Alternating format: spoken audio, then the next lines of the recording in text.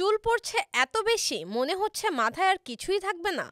তাহলে এখনই সময় ভিতর থেকে শরীরকে এমন পুষ্টি দেয়া যা নতুন চুল গজাতে সত্যিই সাহায্য করে।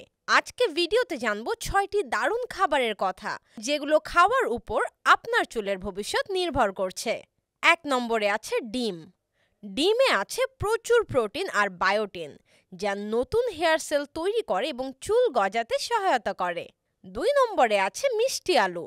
মিষ্টি আলুতে আছে বিটা ক্যারোটিন, যা শরীরে গিয়ে ভিটামিন এ তে রূপান্তরিত হয়।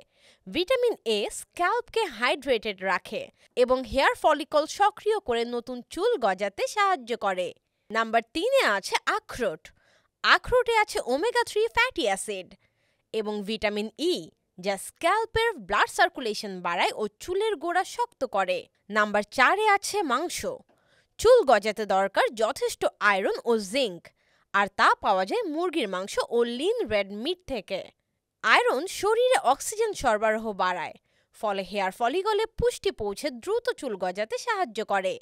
নাম্বার 5-এ আছে পালং শাক। পালং শাকে আছে ভিটামিন এ, সি, আয়রন ও ফোলেট, যা একসাথে স্ক্যাল্পের স্বাস্থ্য ভালো রাখে এবং নতুন চুল গজাতে সহায়তা করে। নাম্বার 6-এ আছে বাদাম।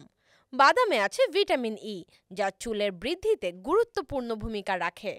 এই ছিল 6টি খাবার যা নতুন চুল গজাতে সত্যিই সাহায্য করে।